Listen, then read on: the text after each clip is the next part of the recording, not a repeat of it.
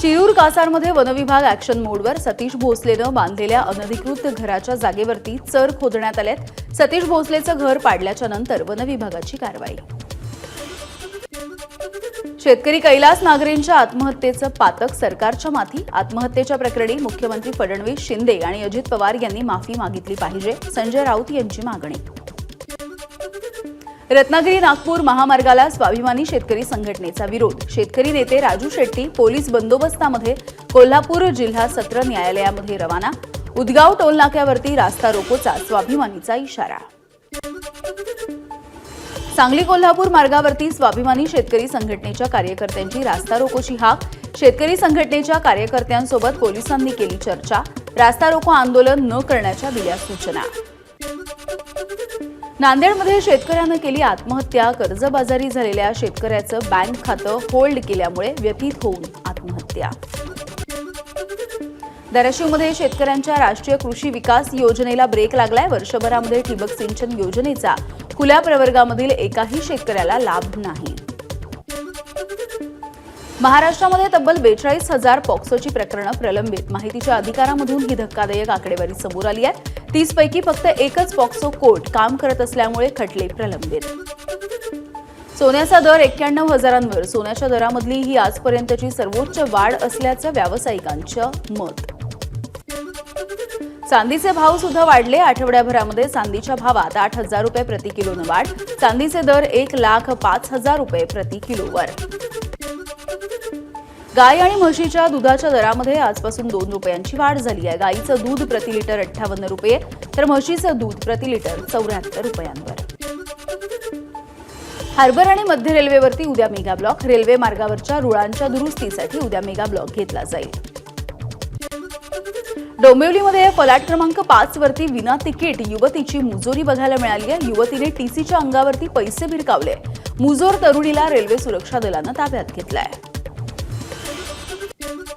मुंबईमधून cleanup marshal हद्दपार होणार। मे महिन्यापासून येणार नवे स्वच्छता दूत। वारंवार येणाऱ्या मांडवलीच्या तक्रारींमुळे कंत्राटदाराला दणका। प्रत्येक टोल प्लाझावरती फास्टॅगचा वापर आता अनिवार्य करण्यात येतोय। सरकारच्या निर्णयामध्ये हस्तक्षेप करण्यासाठी उच्च न्यायालयाचा नकार। पुण्यामधील स्वारगेट बस स्थानकामधल्या बलात्काराच्या प्रकरणानंतर पुणे विभागीय एसटी महामंडळाला जाग। जुन्या मुदत संपलेल्या आणि नादुरुस्त अशा 72 बसेस पुणे एसटी महामंडळ भंगारात विकणार। होळीच्या दिवशी बेशिस्त वाहन चालकांकडून 1.5 कोटींचा दंड वसूल। धुलीवंदनाच्या दिवशी पोलिसांची विशेष मोहीम जोरात।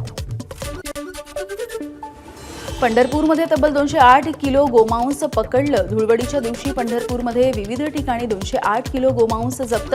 जुनीपेठ मटण मार्केटमध्ये मोठ्या प्रमाणावरती गोमांस हस्तगत। हलाल विरुद्ध झटका हा वाद पेटलाय। नाशिकमध्ये हलाल पद्धतीने मटणाची विक्री करण्याचा खाटीक समाजाचा निर्णय। नितेश राणे यांच्या निर्णयाला खाटीक समाजाचा विरोध। बांगलादेशी जन्म प्रमाणपत्र घोटाळ्याचं प्रकरण। लातूर जिल्ह्यामध्ये 4 जणांच्या विरोधामध्ये गुन्हा दाखल। भाजपचे नेते किरीट सोमय्या यांची एक्स पोस्ट। ट्रकला बसची जोरदार धडक। भीषण अपघातामध्ये कंडक्टरचा मृत्यू झालाय तर 11 ते 12 प्रवासी जखमी झालेत। नागपूर चंद्रपूर महामार्गावरची दुर्दैवी घटना। नागपूर चंद्रपूर महामार्गावरील अपघाताच्या नंतर पडोली परिसरामधील स्थानिक आक्रमक झाले।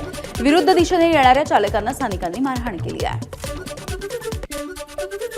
पुणे मुंबई एक्सप्रेस वेवरती खासगी कार चालकाच्या गाडीवरचा ताबा सुटल्यामुळे अपघात झालाय।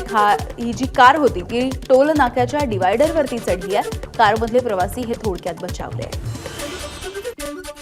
माथेरानमध्ये रेल्वे अधिकारी विश्रामगृहामधल्या आउट हाऊसमध्ये एकाची हत्या। धुलीवंदनाच्याच दिवशी झालेल्या हाणामारीमध्ये मृत्यू झाल्याची माहिती।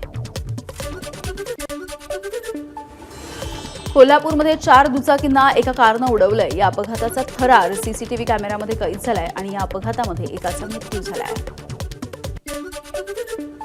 साताऱ्याच्या पाटण तालुक्यामधल्या भोसगाव इथे डोंगराला वणवा लागला। या वणव्यामध्ये एकाचा होरपळून मृत्यू झालाय। तुकाराम सीताराम सावंत असं मृत्यू झालेल्या या व्यक्तीचं नाव आहे।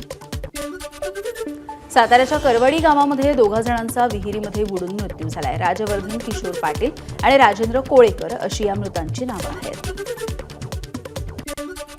गोंदियाच्या देवरी तालुक्यामधल्या अब्दुल टोला इथे एका घराला आग लागली आहे. आगीमध्ये 14 ते 15 चारचाकी वाहनं सुद्धा जळून खाक झाली आहे. वाशिममध्ये अनिकेत साधुळेचा 60 तासांच्या नंतरही शोध नाही. 9 पथकं, शेकडो सीसीटीव्ही आणि मोबाईल नंबर डेटा तपासणीच्या नंतर सुद्धा अनिकेतचा शोध लागला नाही. अमृतसरच्या खंडवाला परिसरामधल्या ठाकूरद्वारा मंदिरामध्ये स्फोट झालाय. दुचाकीवरून आलेल्या हल्लेखोरांनी मंदिरामध्ये स्फोटकं फोडली. मंदिरामधील पुजारी थोडक्यात बचावले. CCTV footage viral. एबीपी माझा, उघडा डोळे बघा नीट.